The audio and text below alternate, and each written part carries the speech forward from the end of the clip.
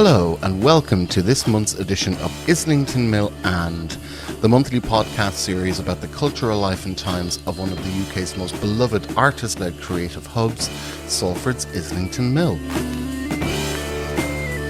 For this month's edition of Islington Mill and I am joined by the photographer and multidisciplinary artist Simon Buckley of the Not Quite Light project. I'm not going to do too long of an intro on this show because the interview itself is excellent and we cover some amazing ground that we go into areas that I didn't think we'd go into.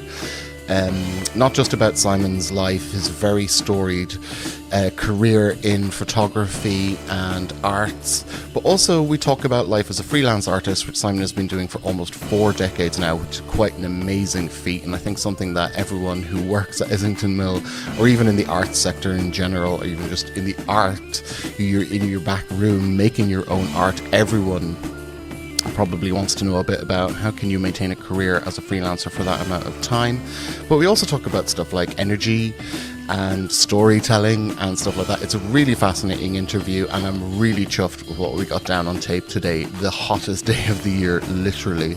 So I'm going to keep this intro to a very minimum while I'm sweating my bag off and hand over from myself to myself for this month's edition of Islington Mill and.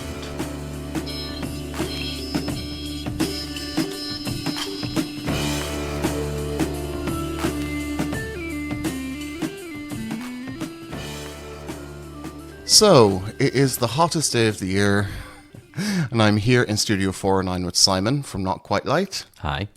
How are you doing, Simon? I'm suffering in the heat. I'm a man who exists more happily in the shadows.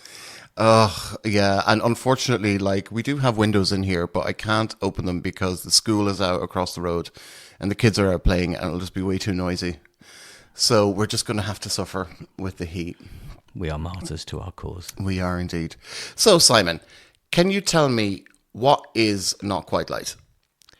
Not Quite Light is a project that's been going for just for 10 years. It started around January 2015, and it actually came out of quite an emotional place. And I had a long marriage that had just ended, and it was very painful. And I was living in the Northern Quarter with a friend, and we used to go and walk his dog around the areas of Angel Meadow and the old parts of Manchester, and tell our stories and think of history and our position in the city and how we related to our ancestors. And one night we were in Angel Meadow, and I was at the St. Michael's Flags end of it, just near the new Co-op HQ, and I was watching the lights spill gently from the road down onto the flags, and I was looking around me at the changing city. And I was aware of the fact that there's a mass burial ground at the far end of the meadow, where there's 40,000, they reckon, that were buried there in paupers' graves. And I just thought, well, if these people could be magically brought, these souls could be magically brought back to life by this light, what would they think of this city? Would they think, oh my God, this is fantastic? Or would they think, with all you've got, is this the best you can do? And so I think I was in need of something that was kind of my, when you're feeling pain, you sometimes need branches in the rapids to grab hold of, don't you? Yeah. And it just gave me something to focus on, this idea of this project. So I began to get up at dawn. I was using dawn as a metaphor for the transition of old into new. And at the time in January, that seemed like a reasonable prospect because getting dawn was around sort of 7-ish. Yeah. It was only when I got to the summer months that I realised the folly of my position. But it was a simple matter from that, and Not Quite Light came to me one morning pacing down Thomas Street. I had the rhythm of, this is not quite right, not quite right, not quite right, and Not Quite Light came to my mind, and I didn't have any plans for it. It wasn't like it was, some kind of business plan thought out. I just needed this as a personal project to give me some kind of respite from the pain, and I began to take the pictures, and luckily for me, some architect guy happened to be sort of watching me post the pictures on Twitter, called me in, commissioned me to do a book. I was able to think of the concept, and Not Quite Light was actually then my job. And so cool. It became, it's become a project that's become photography, film, a festival occasionally. It's kind of broadened out to be something that's a concept really, rather than just a simple set of photographs. And now it's into its 10th year. Yeah. Very good. Are you a born and bred Mancunian or Salfordian yourself? No, I'm not. And I think I think discussions around roots and identity are really interesting. I was actually born in the city of Hull. Oh, okay. And was moved over when I was 8 to Bolton. And it was quite a traumatic thing for me, I think, because I'd been used to family and friends around me in Hull, and it's a city of huge skies above a wide river. It's flat.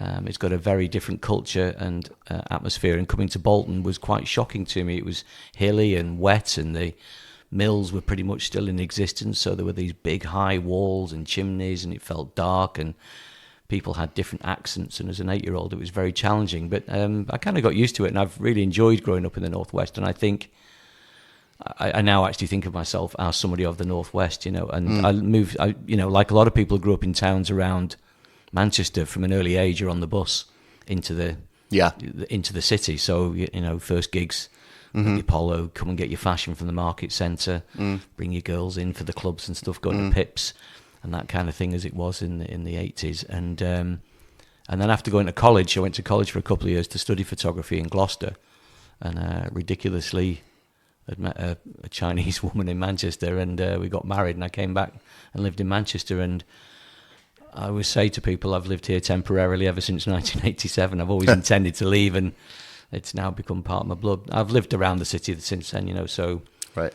Trafford, I've lived in Salford, and my kids grew up in Salford, and Right, I've lived in the city centre quite often. I was in India House back in the day, when it was the place of Manchester and stuff, so I feel I'm time served. Lived in Hume, Can I ask you, what was your first gig? You mentioned that. It was Gary Newman in 1980. Oh, wow, that's cool. Telly tour, yeah. Where did you go? At Where the was Apollo. it? The Apollo Cool. Manchester, yeah. I was 14. Yeah. Wow. You've revealed your age. I have, yeah. I was, I'm 59 this year, so I was 59, Wow. so we're getting old. Like you mentioned earlier that the name came to you because you were walking around and you were thinking, this is not quite right. Can I ask, what was it that you were thinking wasn't quite right? I mean, are you talking about the things you were seeing?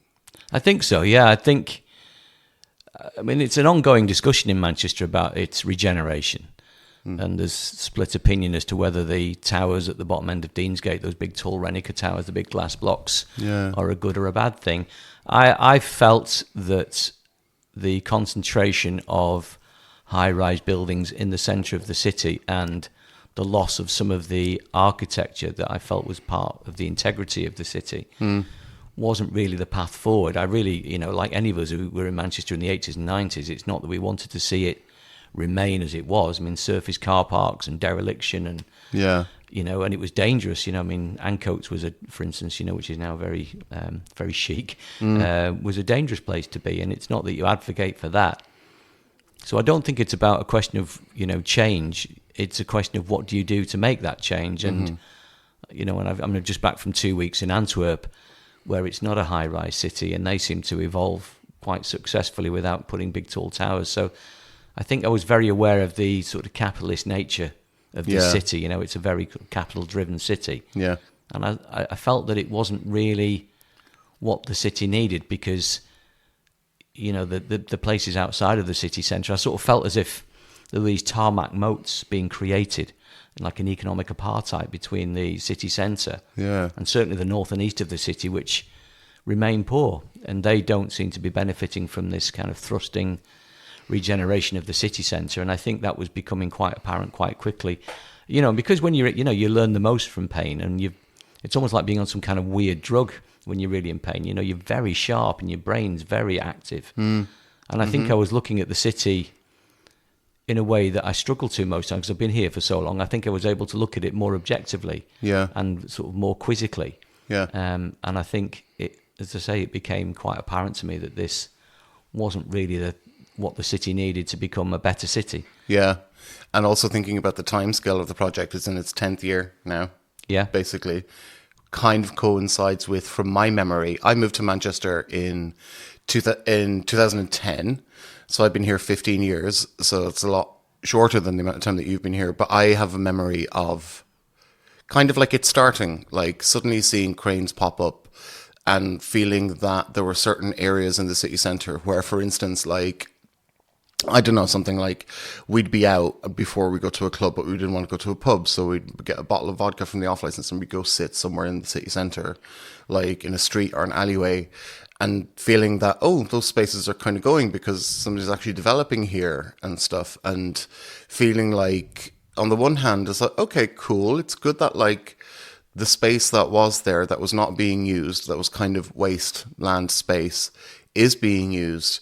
But then to see what it's being used for in terms of it's kind of taking space away rather than giving it to the people. I don't know if that's the kind of right way to frame what I'm trying to say here.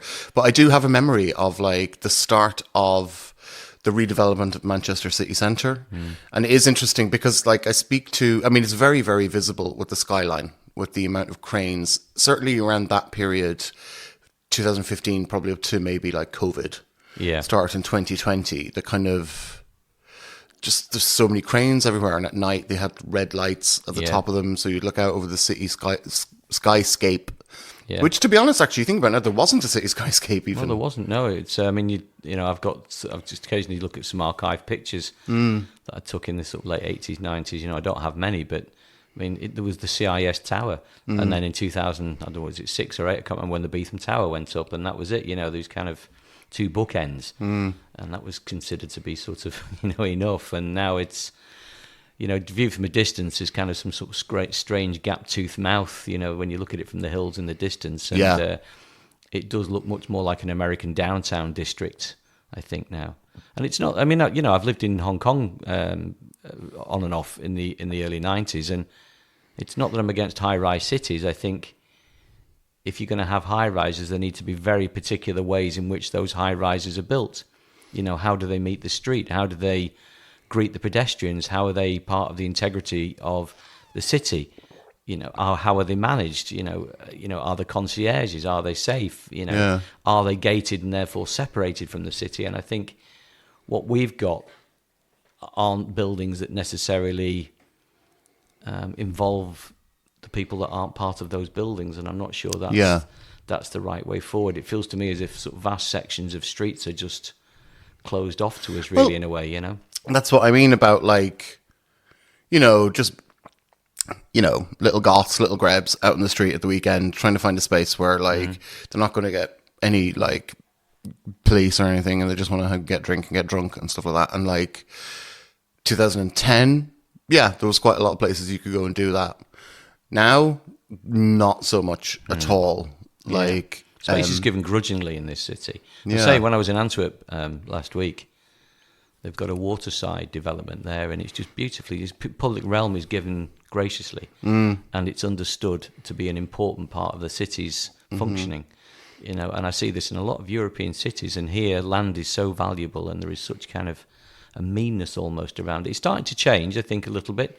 There's the new space around the what they've called the transport hub in Ancoats, and I walked that the other day, and that's genuinely pleasant. So I think there is some kind of movement to change this. But nevertheless, the sort of attitude to rough sleeping, put benches out which are uncomfortable, take away spaces in which people can just rest and be, and I think that's a mindset that is ultimately unkind. And I find myself saying that a lot about the redevelopment in the city, is it's just simply unkind. Yeah, that is a good way to put it. Because it was just like, me and my partner have lived for quite a long time, basically on the breadline. We're not on it anymore. We're in better jobs at the moment and freelance work, which I want to speak to you about later.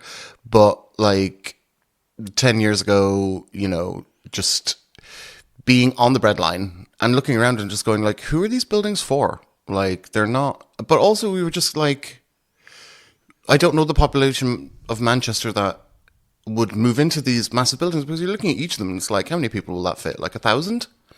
Like, and where are those 1,000 people coming from? They're not already in Manchester in other buildings and going to change and go into that. Some of them are. There are some people. But it just made me wonder about like, who are these buildings for? Because they're certainly not for anyone that I know. Although, as life has gone on, I have come to know some of the people who live in like some of the glass towers and stuff. I know of a couple of people who used to rent in one of the ones at the end of Deansgate, but they don't do that anymore. They've moved somewhere else. I think they've actually moved into like a terrace somewhere, which is interesting because that was the first people I'd ever actually met face to face in my own social circle who lived in one of the new builds, like one of the high rise, as opposed to, there's a lot of new builds. There's always going to be new builds, but the ones we're talking about right now, I think from what we're talking about, is the ones you can see from the skyline. Like you can see they're going up, they're not going out, and they're going up so far that like that's going to house 1,000 people like living in that. And I was just like, who are these people who like, so that's always been one of the wonders for me, is like, who are these buildings actually for? Because they're not for me and the people I know.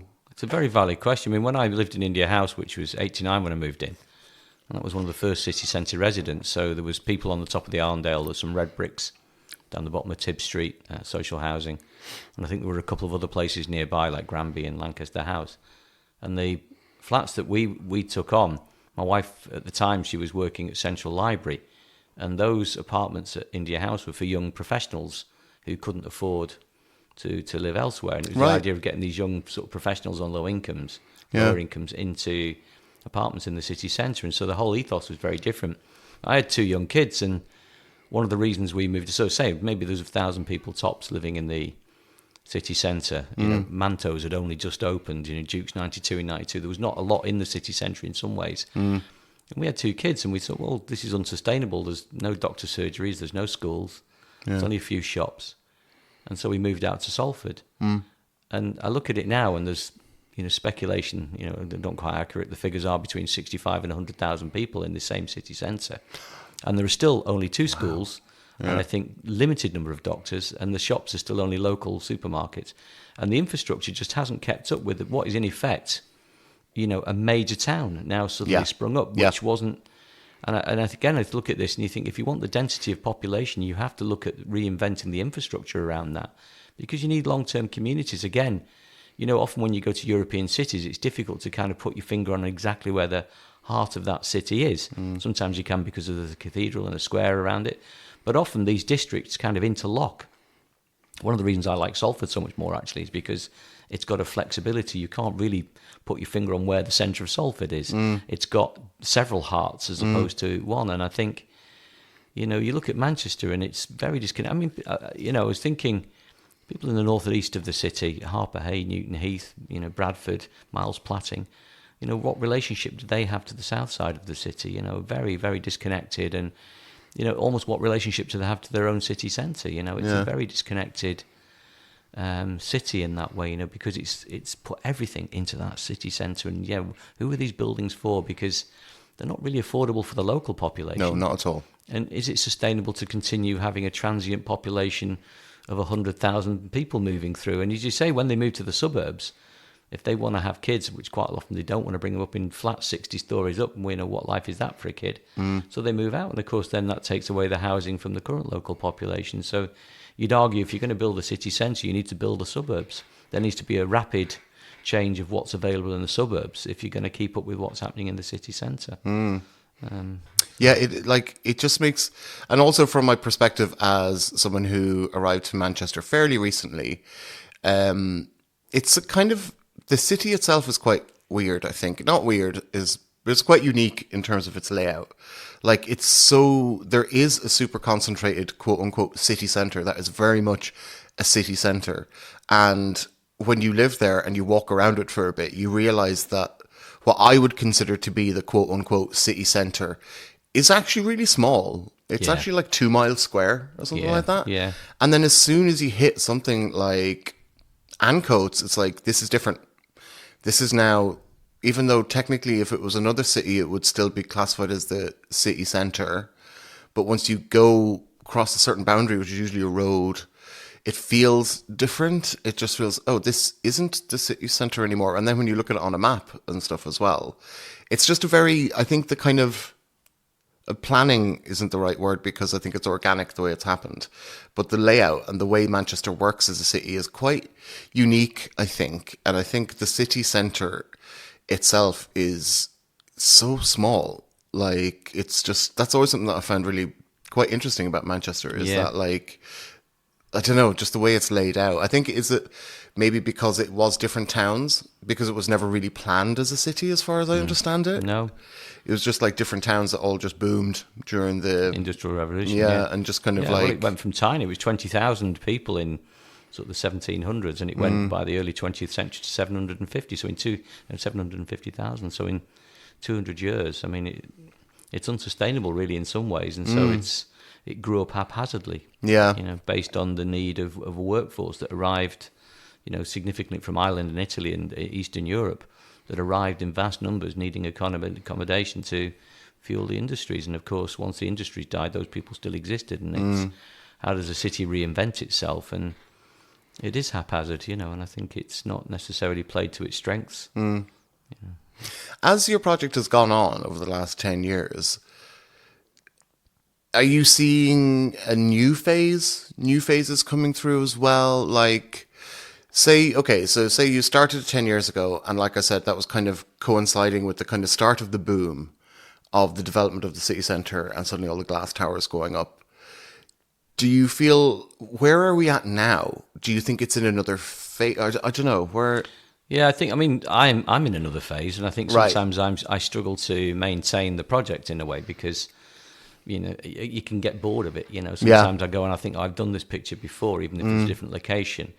I thought I've told this story before, so I think my approach to it has started to change, and I've started to look at the idea of using text and sound and recording, and the way I tell the stories has evolved, and I think that's partly because, in a way, it's sort of reached a tipping point in terms of the value of those stories. I think when I first started, a lot of the spaces that have now been built on, I think like the early pictures I took were around just off Swan Street, just sort of beyond where the Band on the Wall is, those surface car parks there. So that's where I was kind of initially hunting and foraging, and Ancoats. Ancoats didn't look like it does now in 2015. Yeah, like I'm just thinking that both of those spots that you just so mentioned, a lot of the time I think I was recording spaces that were not yet built on. So there was a kind of different relationship to that land. I could imagine there was a future for it, but I had no idea what that future would look like. And I think now it's almost impossible to ignore what that future is going to look like because you're pretty sure what's going to happen.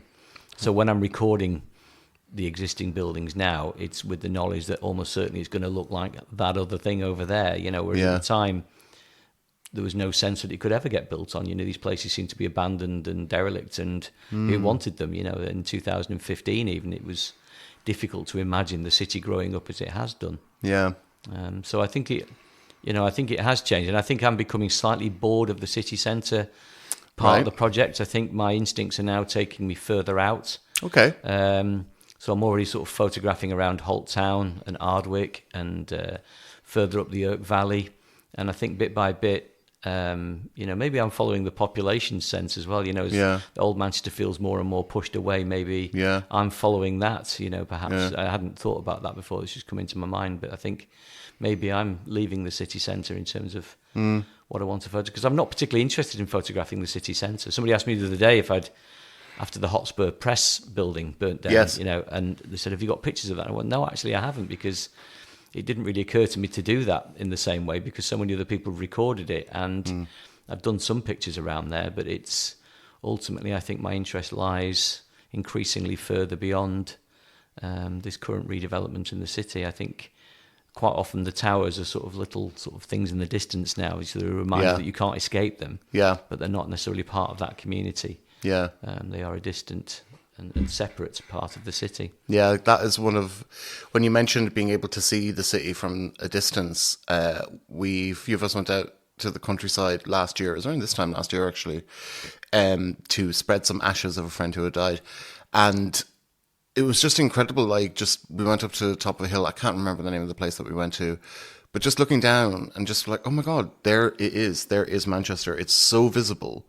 And the towers are so, you can just see them from literally 20 miles away and stuff. And it's just quite mad. It's just just thinking that even maybe at this point, let's say 10 years ago, that wasn't there. It was a lot harder for me to spot Manchester on the sky 10 years ago than it is now, and now it's really visible, it's really there. Like, it's quite, the whole thing is quite interesting. But I'm going to take it back and ask you, how did you I know some of these answers, but I want to ask you, how did you get into photography, and who are the most famous people you shot? Okay. So I think, I've often wondered, how did I end up being a photographer? Because I'm not really sure it's the profession I think there are other things that may have suited my personality better. I think I might have been happy, not necessarily happier, because who's happy when they're creating, but I think as a writer, I think that might have suited my sensibilities a little bit more, for instance. And I think it probably came from, again, another emotional place, in that my dad left my mum when I was about 3 years old, and I didn't see loads of him when I was growing up. It was kind of holidays, so it wasn't like a regular every other weekend kind of scenario. And he's somebody who grew up in a small 2 up, 2 down in Stoke, and his emotions are kept very closely in, as was the way in those kind of tight working class areas. And as I think I was quite hesitant as to what he felt around me. You had to kind of read him like a Japanese emperor to kind of know his signs. And when I was about 11, he got into photography. And I remember him turning the kitchen into a dark room, and we photographed my nana, did some portraits of her and put some lights up. And I enjoyed that. And I enjoyed making the pictures and the magic of seeing that paper suddenly come through the liquid with an image on it. I did find that really beautiful and a very stimulating and inspiring experience. And I think subconsciously what's probably gone on is that if I take up photography, it'll be something that I can relate to with my dad. And because I can't remember all of this now, it's too long ago, but it feels to me as if, sort of like from the age of 14 or 15, I'd gone, right, I'm going to be a photographer. And somebody bought me a camera and an enlarger when I was about 14 or 15. I could use a neighbour's house to print pictures in their basement. And I've still got the little Pentax Semi Super that was my first camera. It doesn't work anymore, but I've still got it, and just started to take photographs. And I remember kind of thinking, I don't really care about my A-levels because I'm going to art college, which I then did. I went to do a foundation course, and I always knew that I was going to be a photographer somehow from that 14 or 15. And so that's how I've ended up doing it. And when I left college, my first job was kind of a really weird photography job, actually. You remember back in the days of newspapers, you'd go after small ads. So I was intending to travel around China, and I wanted to save up money to travel with my wife, who was Chinese. And so I was looking for jobs, came straight out of college, and there was one advertised in Crumpsall, a little portrait studio. I think it was called Bexley Studios. And I answered it, and I went up there, and he was kind of a slightly seedy man, and his wife was there, and they would give you one roll of film and a flashlight with a piece of string on, which had a particular distance so that the exposure would never change, because you'd measure your light from the subject. And then they'd send us out into the council estates around Manchester with what was called a knocker. Some guy would go and knock on the doors, and he'd say, do you want your baby photographing or whatever? I don't know where they got the lists of these people from, but they had lists so they knew which doors to knock on. Don't know how that happened before the days of the internet. And so Wayne, it was, who would go out. I'd pick him up from outside a pub in Crumpsall. He always looked slightly dishevelled. And then we'd go around the council estates, like in Wythenshawe or whatever.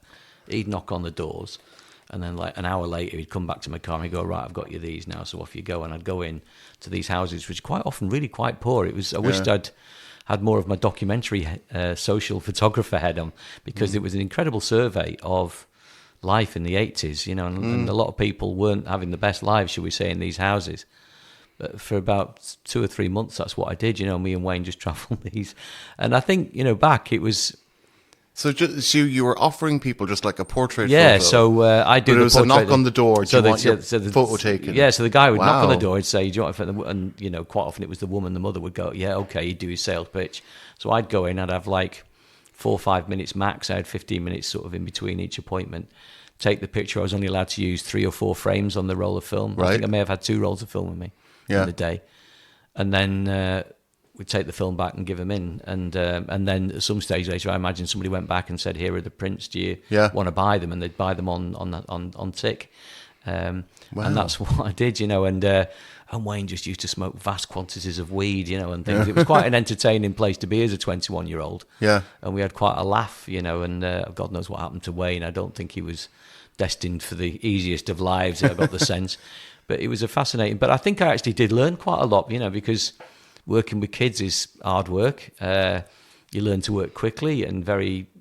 you're kind of like very disciplined about how you use film, and I think it was quite a Oh, lot were they to learn from specifically that. baby pictures? Baby young children, yeah. Ah, right. You weren't just knocking on anyone, do you want your picture? No, it was specifically yeah. for children. Yeah. So right, I had okay. a little rug. Stick right. it on the sofa. Ah, okay. Yeah. That kind of clarifies it a bit, because I was thinking you were just knocking on anyone, hey, do you want your picture done? But if it was specifically, do you want a nice picture of your kid? That makes more sense in terms of like, she's just had a baby. Yeah. Give her a few weeks and then knock on. Okay. Yeah. So I don't know how they got that information. Yeah. But clearly they had it because he was quite targeted. And right. I mean, I went out with another guy. God knows what his name was at some point. We went to Warrington around the new builds at Birchwood. And I was photographing one woman's kid, and I went back in the kitchen, and they were both getting off with each other. It was kind of like a really, all right, sorry about that, And I don't know whether they already knew each other, and he was like, let's go to this house because he knew what was going to happen or what, But it was an incredible 2 or 3 months. Yeah, this sounds like such a great setup for a story, like a film or a TV show or something. Because I never my dad is, I guess, because he'll never stop being, but he was a pharmacist. But one of the, more so than just the drugs and the pharmacy stuff, we developed photos. So as was the case in the day. Yeah, back in the day. But the photography culture, I mean, I was still working in my dad's shop when I was fairly small. So that would have been during the 80s and stuff. But I don't think we had anything like that. A kind of like a knock-on baby picture service, which is... I don't know what exactly the word is, where it's not like the customers are coming to you for the service. You're offering the service to the customers. You're finding them yourself, kind of thing. It's really fascinating for me, that setup of just going around. Well, say me too. And when I think back, how did they get these lists? Yeah, how did they exist? But also just like the randomness of like chapping on someone's door, and you never know what you're going to find inside, what's going on. All you know is that they've got new kids. Yeah. It's really interesting. When you were saying about being a writer, it's like, mate, if you ever do, like, that's an incredible setup for a story. Like, I think so, because I say some of the houses I went into, and there was that awful smell of deep poverty. Sometimes houses where there's, kind of poverty that most of us really struggle to imagine until you encounter it. That was the case, and yet we were still, and I felt slightly uncomfortable about that. I was a young kid, and you kind of do your job, but I did sort of sometimes feel uncomfortable. I don't think the pictures were expensive, and ultimately people had the choice to say no, but even so, you sort of felt as though, are we exploiting a situation? I think the way I looked at it was that actually, because obviously I had some degree of talent to come out of college, they were getting a really nice portrait of a child in an affordable manner. That's how I kind of reconciled it. But it was a really interesting start to my career, and then I went off to travel around China for 2 or 3 months and had a small grant from what was called Northwest Arts, so it would be part of the Arts Council now. And that resulted in an exhibition in Oldham in 1989. So I also photographed the local Chinese community around Greater Manchester. There's quite a bulk of work with that. And at the same time, I was working as an assistant to an architectural photographer who was only just a couple of years older than me. So again, because he was only a couple of years older, I was kind of, in effect, almost like his equal in doing the pictures. So again, it was quite a good learning curve. So the first few years, there was... I was becoming a documentary photographer. That was finding my feet with that. I was being trained in the discipline of, quite technical photography because of architectural work on film. So I learned about lighting, I learned about color temperatures, and I learned about composition because it was all done on those big plate cameras, pretty much. Time of day, use of light. I was learning a lot with that. And I say I'd had the discipline of the early child portraits thing. And then...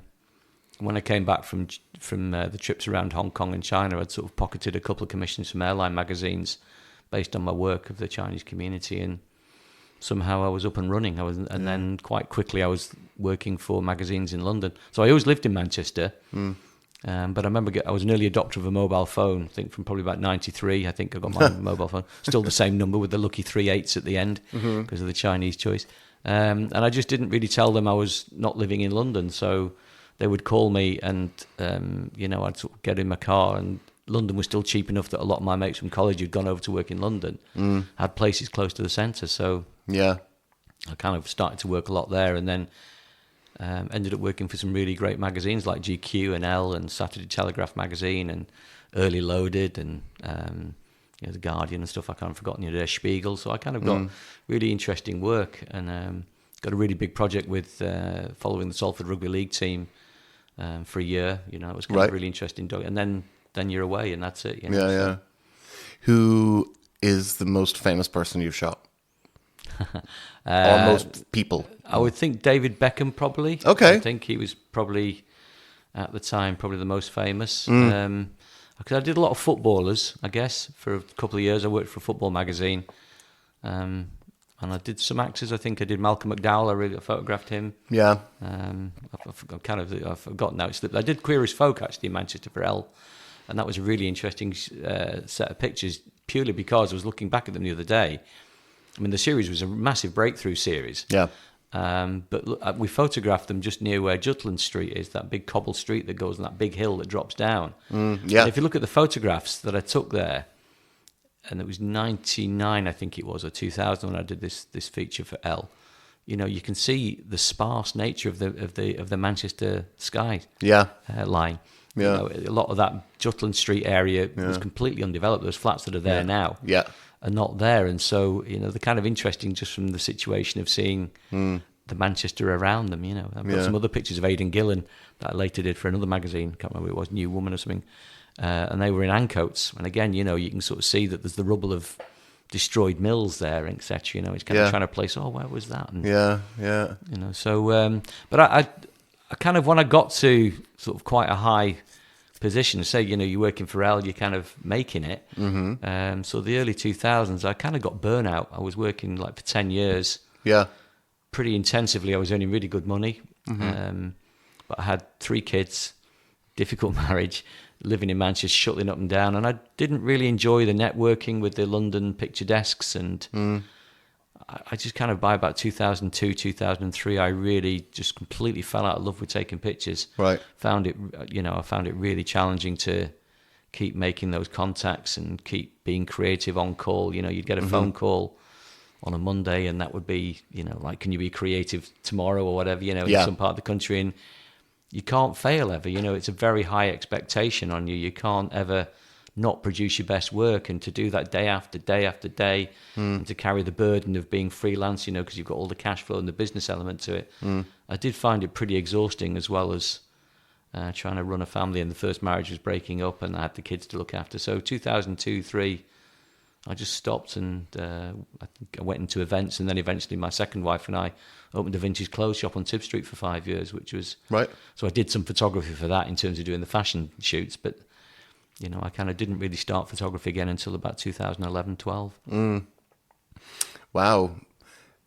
There is something that you brought up there that in our previous chat when we were getting ready for the podcast, I was like, this is something that I'm going to want to talk to you about, and that is being a freelancer. Apart from, you just mentioned like taking a break for roughly a decade from what I'm hearing there, but I suppose including that, because it's not necessarily, it doesn't have to be linear. How long have you been a freelance artist? Since I was 21. So that's, arguably, it's my very first job actually was working in a polystyrene factory in Trafford Park for about 2 months, 3 months, which was mental and gave you headaches because of all the fumes, hot wiring, polystyrene. But again, fascinating. And that would have been pretty quickly after I moved up from college. So say maybe late autumn 87, something like that. Or winter 87, and after that I've never been employed by anybody. So I've worked for lots of people, obviously, because as a freelance, everybody's your boss. Yeah. But even when I was the assistant, I was technically freelance. Yeah. Since pretty much all my working life, I've worked for myself. Yeah. Are there do you feel there's different kinds of permutations of freelance? Some people go on freelance, they're freelance and they're on contracts to one particular company for quite some time, to the point where they're almost feels like an employee. Yeah. Did you do that? The closest I got to that was a retainer for a magazine called Goal, where they put me on a really good retainer, actually. But that didn't mean I was contracted them. It just meant that if they phoned up, they had to take priority. Yeah. And you but I was kinda still had free to to do work it. for other people. Okay. It's just that if they phoned up, and I would have to cancel the other Yeah. job, so you kind of became a bit more circumspect about taking work on. But Yeah. and that was a really good retainer as well. I mean, that was like $2,000 a month Wow. in 1995 or something, you know. Yeah. So that was a really good sort of basis for a good income, and that lasted a couple of years. But that's the closest I've been. You know, I think the architectural photographer, he expected me to be his assistant, and there was a kind of an informal sort of sense that I was his assistant, but Yeah. there was no employment rights around it. I was ultimately a freelance, and Yeah. if there was no work, I wasn't expected to go to work and cost him money. Even when you talk about opening up a secondhand shop with your previous wife in the Northern Quarter, that's self-employment. It is, yeah. Have you always been self-employed? Always self-employed. Always Apart from that self-employed. 2 or 3 months in the In the polystyrene factory, I've always been self-employed. Yeah. Yeah. It's quite hard to, I guess it'd be hard for you to answer this, but like, because if you've not been in an employed job where you're just working for someone else who's just taking care of everything, it's like, how do you find the difference? But then it's quite hard to ask you that because you've never... Well, obviously, I go into offices, and like when I was yeah. working, and and at times, when I've worked on certain projects, it's caused me to become closer to a particular company. But I find, I think I'm probably unemployable now. Anyway, if the freelance work goes wrong, as it often feels as if it's about to, it's a very precarious existence. Yeah. I think I've gone feral. I kind of think after about 5 or 6, 7 years of being freelance, you probably go feral because people either are or they aren't. People can either cope with it or they can't. Yeah. And I think, I'm unemployable now, but I find office culture absolutely fascinating. It befuddles me how people agree to do it. Right, okay. Fascinating, but you don't necessarily like it. Yeah, I mean, I think the idea of having people around me would be lovely. I think, sometimes it's a very lonely and isolating place to be freelance. Yeah. And what you really want is someone to go, well, we could do it like this, and know that there's not some kind of separate agenda with that, that there's a teamwork element to it. And I think that I've always found the hardest, I think, is being solo and truly independent. But, even simple things when I'm going to offices, sometimes they chat to me, I'll say, well, like if you stand up to make a cup of tea, do you have to offer everybody a cup of tea? These really basic sort of almost childish things like the fascinating. Who, if it's too warm, does somebody, because if somebody likes the room to be cold and someone likes to be hot, where do you compromise? What if you want to lay all your stuff out on your desk and somebody wants to, all these things, just small parts of culture and the politics that go on there, and I think I've known enough people unhappy in office jobs because they've got a boss or a colleague that really hurts them in actually quite, almost like these sort of mentally abusive ways. Yeah. I've had those kind of people employ me, but ultimately I've gone, I'm not working for you anymore. Yeah. I remember one particular guy at the Daily Mail. I briefly worked for their supplement Night and Day magazine back, I don't know, again, mid-late 90s. And there was one particular commission he put me on around Heathrow Airport, and he asked me to do something that was actually impossible. And he just kept bullying, and he was a bully. Yeah. And he enjoyed it. And I was young, and for a while I took it, and then after a while I learned not to, because you certainly learn to toughen up in terms of criticism and separating yourself out from your work and who you are. Mm-hmm. I've had some fairly brutal portfolio sessions at magazines in my sort of early 20s, and that, you have to deal with rejection on a regular basis. And I think I'm pretty practiced. It's still not fun, but I think I'm pretty practiced at kind of going, well, it's not my work, it's not me. It's just that it's something they didn't want, and it's not for them. And you have to find coping mechanisms, because it still happens. I get rejected regularly for things that I really would like to do. Yeah. And you have to just go, okay. It's interesting there, though, because when I think back on my life of working in office jobs and kind of full-time employment, it wasn't my passion. It was just a means to an end. It was to make money, to pay the rent, to live, etc., while I then followed my passions in my spare time. And I'm lucky enough now to be in a position where I am self-employed, following my passions, and they are paying, which is good. And like all freelance work, it's up and down. It's never going to be, hopefully at some point it might get on more of an even keel, but I think it's one of the things that all freelancers can agree on, is that it's up and down.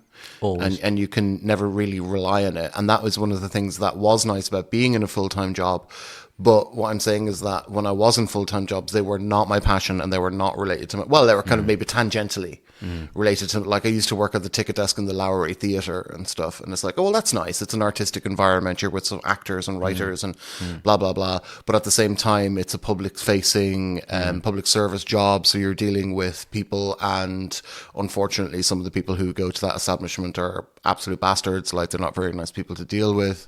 But it's interesting that, like, you've actually managed to follow your passion and make, again, up and down, like I said, but you've managed to make a living out of freelance following your passion. And I think, you know, what, like, touch wood, hopefully, you know, the thing you're saying about, like, if you lost your work, you'd go feral and stuff. I think you're actually in a very good position, because I think if somebody got to your age and then was forced to, if it was the other way around, and were then forced to, like, if they lost their full-time job working for someone else, or even working for a company where they're well established, and then lost that and had to be forced to go freelance, I think that would be much more difficult than what I'm hearing you say, I think. But again, it's kind of hard to know, because it's like, it's interesting that you've made your own life so well from being freelance. And it's a really great thing, but at the same time, it sounds like you haven't experienced the office life, because of, like, oh my God, I hated working in offices. Like, I think what you're saying about, it's definitely bully culture, because I think, I'm just going to say Western cultures, but it could be universal, I don't know. But basically, how offices function is they're an extension of the classroom. They're an extension of the socialization that happens in the classroom. And looking back on how we're taught in Western education systems, we're just being taught to work as drones in offices. Absolutely. That's what Western education is. So you go into the office scenario, and it's just an extension and a carry-on of the socialization that we were put through in school. And if you're somebody who is a bit different, or if, like, you know, you have a different identity characteristic about you, or you're neurodivergent, or whatever it is, and it's just, it doesn't work, because it's all about the kind of, like, conformity. Exactly. It's all about the conformity. So while, you know, I had some nice times in the jobs I did, I just feel, as the kind of person I am, especially as an artist, freelance work is much more fitting for me, because I never found a full-time office style workplace where I felt like I fit in, or that worked for me. So I think in terms of, and I think, I don't know, I could be wrong with this, but we're in Islington Mill. Everyone here is an artist. Even if their kind of, like, quote unquote art form is not something that's considered art, everyone who's here and working in this space, in these buildings, is somewhere on the spectrum of art. Yeah. You know, that's why they're here. That's why we have studios, and that's why individual people are working in their studios doing their thing. I think you're of, like, when you are that kind of person, you are of a different mindset from the kind of person who fits in an office and stuff. Yeah, it's... Because I think, you know, I know it's a real cliche, but, you know, we're not really motivated by money either, is the other thing. And I think as I've got older, and certainly moving into the mill, which was on the one hand, it was an impulsive act, and on the other hand, it's been a considered act, because I felt the need to be amongst a different group of people. You know, different age groups, different kind of thing. And I think as I've gone through the 10 years since my separation, you know, I decided to call myself an artist, not least because it confuses people. I don't really care what the label is given to me. You know, people say you're a photographer and art. Ultimately, I don't care. I create. But when you say you're an artist, it confuses people, and they don't know what to do with you, and it allows more opportunity.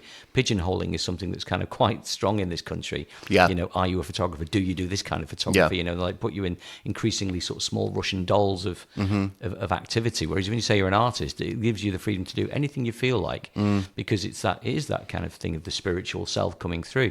So, you know, that's why I've gone into the idea of creating sound, or making music, or writing, or performing, etc., because there's no limits on what you can do, and moving into a space like this is really important in terms of nurturing that. The problem then comes, of course, in terms of that world that you described, the office world. That's where the finance lies. So in terms of how you then shape yourself to earn money and also create, you know, keep your creative self moving, it's a real kind of problem in that Venn diagram. And as I've got older, in the past sort of year or so since I've moved into 2 years, increasingly my, you know, connection to earning money is falling away in a way which is becoming dangerous, because I'm just so committed to the idea of doing, because I'm getting old and I kind of feel I've done my time commercially. Yeah. But of course, as a freelance, there's no safety net. So I'm going through kind of a real dilemma at the moment as to how do I, I've sort of seen it as moving from one boat to another. I'm kind of straddled above this raging sea, and I think I'm pretty much on the other boat now, and I'm getting used to the idea that this is a very different way of working to my more commercial freelance self, where there was a careful balance between bringing the money in and sort of selling your soul slightly, but also keeping the other work going, to now going, I'm not prepared to do that anymore. I want to just do this as I reach my later years. And so I'm having to work that through, and I think it's, that's when it's really scary as a freelance, because when you're sort of stepped out and there's no safety net, the fall can be quick and precipitous. And I think I'm really aware of that right now as we interview. I'm kind of thinking, well, you've stepped over on what you're going to do. And it's but I think that's also the joy of living. I think it's and I am fearful in one way, but also because I've been freelance all my life, I'm kind of ultimately optimistic. You spend your life as a freelance, metaphorically being Indiana Jones, rolling underneath the closing door. And I think that's, and at some point something we'll figure out, and I'll go, right, well, this is your path now. Yeah, I think obviously, and also I just feel the world at large, we're in a very weird time in the world in general, politically, socially, but also economically as well. Yeah. And I think this is something that I found when pandemic hit, not in the same way, I'm just using this as an analogy, is there were certain, in the lead up to pandemic, let's say the pre-pandemic world, just to use it like that in the most vague general terms, there was always an element of me that was like, oh, I don't fit in here. I don't know if I belong here. I don't know if I can't conform. I can't do all those things that we're talking about, like office culture, blah, blah, blah. And then when the global social disaster that was the pandemic hit, and watching how people that I had previously perceived as being very middle of the road, people who just fit into their thing, just seemed to be falling apart. But also recognizing that me and my friends, who had always felt like outcasts and misfits and had to create our own spaces and create our own worlds, we were much better equipped to deal with what was happening. Because we'd actually had to do some of that work on ourselves previously, not because of the pandemic, but just because of the way the world is and who we are as people. And I kind of feel like, from what you're saying about being a freelancer for so long, if, touch wood, hopefully not, but it just seems inevitable that some kind of global financial crash is going to happen the way everything's going. I think so, yeah. And I think that you have equipped yourself with the skill set to get through that by having survived for so long. I think it's an interesting point, that, because I've got plenty of friends who obviously work in the 9 to 5. And in some ways, being freelance is very precarious, and, a misstep can kind of really sort of mess you up. However, I think, we're kind of quite animalistic. I think we're kind of like deer in the woods sniffing the air, and knowing which direction to run for safety. And I watch people in apparently safe jobs, and suddenly there's a round of redundancies, or the company goes bust. And actually, they're the people that are more in danger, because when they're out of a job, they've got to find another job. And quite often they either don't, or they get into a job that makes them really unhappy. Whereas I think when you're freelance, you can, I'm really aware of what you're saying around the financial crash coming, etc. And it's so where does this take me? In terms of where are the pockets of money, and where are the things that will keep me emotionally and creatively safe? Whilst I kind of protect me as well. As my kind of existence in terms of money. And I think we are well equipped for that. As I say, we do become quite analytic, and a lot of friends, it's amazing when you freelance how many of your friends, meant very well and lovingly, will go, what you should do, and the word of that should, which I always think the word should lands like an arrow in the center of a target, should. And then and when they say it, and they think, well, do you not think I've already thought of that, whatever? And they say it from a position of financial comfort. Every month their salary comes in. They get sick pay. Oh my God, freelancers, if we're ill, it's a mess. And many freelancers have worked through illnesses, and so they'll give you this advice, you be short of this, you do this, and etc. But, when you're freelance, you kind of probably living in the future quite often. Almost, you're perhaps subconsciously not aware of it, but you are living in the future. You're kind of working way into the distance in terms of where you think you might want to be. And I say sometimes you're not even aware of that in your conscious way. Yeah. But sometimes you go, oh, I'm here.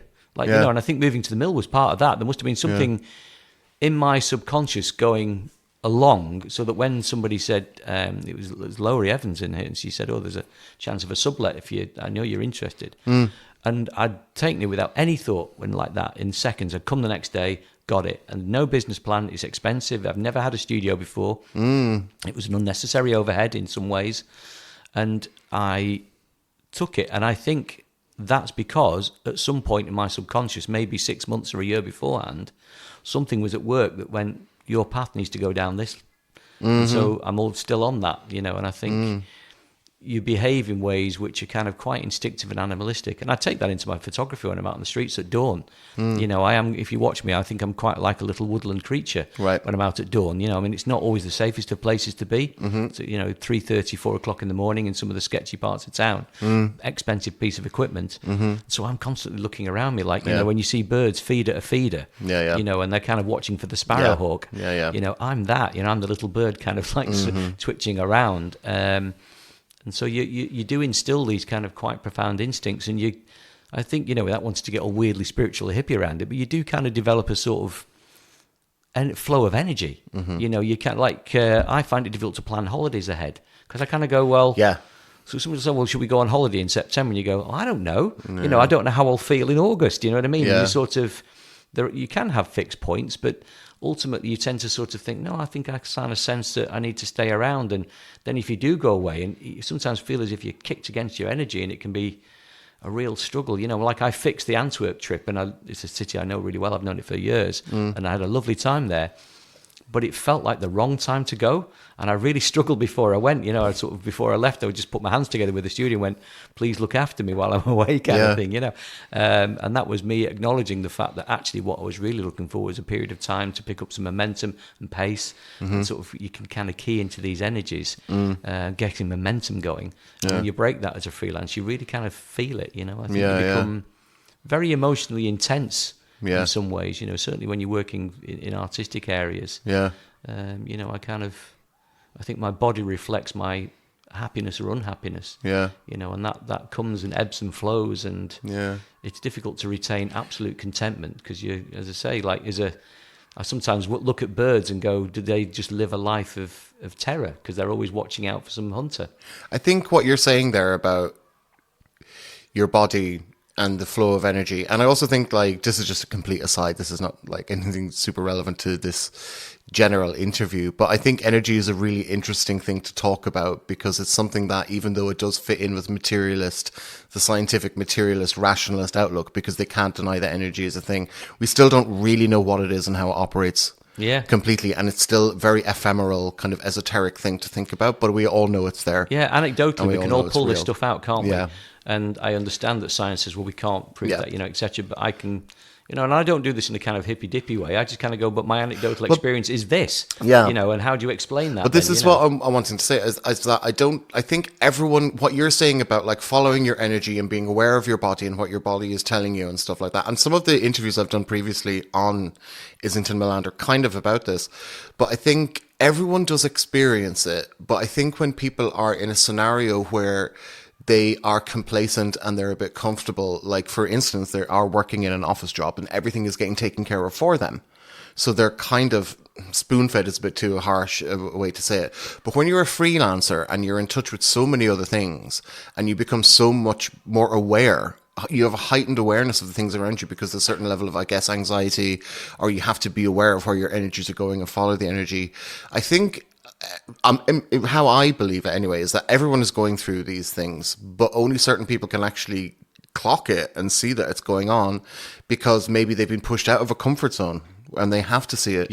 And so the people who exist completely within, and this is kind of going back to what I said about when COVID hit, the people who exist completely within their comfort zones and everything is spoon-fed to them, they can't see it until it's really forced to them, even though it is going on with them. And maybe that is what you're speaking to there, because you are freelance and you've stepped outside of the bubble of conformity and comfort to follow that path. You're much more aware of those things happening to yourself, whereas they are happening to everyone. It's just most people aren't aware that it's happening to them. I think it could be so, yeah. And of course, when you're creating, you're always challenging yourself, that thing that Bowie said about that being, too. that thing that Bowie said about being on your tiptoes, and that's, when the water's up to your chin, that's when they're interesting. So, and I think there's a lot of truth in that. I'm forever tripping myself up. I'm forever doing, I'm really good at photography. I've done it for a long time, but I'm not really good at film or sound yet because I'm still learning. And yet I'm putting a lot of energy into doing something that I'm not necessarily good at. And you can, well, that's tripping yourself up because that's kind of taking yourself out of your complacency. I mean, I could just tick along. Yeah. But the other thing with energy as well, it kind of affects the particular photograph that gets created. So when I get up at dawn, and at the moment that's really early. At the moment I'm kind of getting up at 2:30 to go out for first light because I get there where it's still dark. And I'll have two or three places in my mind as to where I might go to. And I'll look at the sky, and whether it's kind of overcast or clear will perhaps affect that because I know where the light's going to come up and things. And I'm well aware that in the decision I make when I set off, that I'm changing fate. That if I'd gone somewhere else, something else would have happened. Yeah. And so I kind of imagine sometimes when I'm out standing with my camera and I'm waiting for my 2-minute exposure or whatever to kind of complete, and I kind of imagine my parallel life self in the other location. Yeah. And you kind of think, well, what was it in that morning that took you into that space? And, I took a photograph in 2019 that became really famous, a picture called Rainstorm. And that just happened in the moment. I kind of was standing at Castlefield Station, throwing it down with rain, and I went and took this picture on the bridge, and it went viral and was quite life-changing. It got 5 frames on my phone. And I was kind of quite freaked out by that happening. But then my girlfriend said, well, did you not remember on the morning before you went out, you'd been talking about, I wonder how a photograph goes viral? Yeah. And I said, no, I'd completely forgotten that. She said, well, it was obviously in your head and there was some kind of strange energy at work there. And I don't know what causes it, and I really don't mean this in a kind of hippie kind of way, but energies work, and you find yourself in positions and you go, why that? And as I say, you become very in touch with yourself, and that I think good photographers have to have that because you are, as I say, living in the future as a photographer. I always say I'm talking to the future with the pictures that I take. My pictures, if they survive beyond my life, they are the sort of social reference points. Yeah. And you need to embed something of yourself within those pictures. It's not just a facsimile. My pictures don't look like facsimiles. They are painterly, and they are invested of my emotional self in there, and I hope that people pick up on how I felt when I was taking the pictures without putting a big neon sign that said I felt miserable or I felt happy. There's a kind of tone set with the way in which I take the picture. So I don't set out to take a facsimile picture, but I think when you're a photographer, if you're out on the street, etc., you work very instinctively. Great street photography, and I used to do documentary work, that's what my sort of setup was. And you think of the greats of the 20th century, they are several seconds ahead, really, when you think about it. They're not living in the moment, they're living in the moments in front of us, because they're looking at a situation going, something could happen here. Yeah. And they set themselves up ready for it, and it's amazing. My sort of freelance man, well, I've got many freelance mantras. One of them is, once you know what you're looking for, it's amazing what falls out of the sky. And the key is to having some sense of what you're looking for. Yeah. Once you've cued into that, it's amazing what drops in front of you. And I think, that's how photographs occur, actually. When I'm out, it's amazing how often the thing I need to happen happens. Yeah. Because I'm kind of probably, a lot of this exists in my subconscious. It's not kind of some great genius or anything. I think on a conscious level, I'm fairly flat. But I think there's something driving me from inside, and that comes from that inner bodily connection to all of the emotional self that's happening. Yeah. Because when I press the shutter, I always say that in that moment of clicking the shutter, I am the sum total of all my life experience every time. Because and that's where that sits within me, mentally and physically. Okay, and so, yeah, this has been an amazing interview. I've really enjoyed this. Can you tell the listeners where they can see your work? I might, yeah.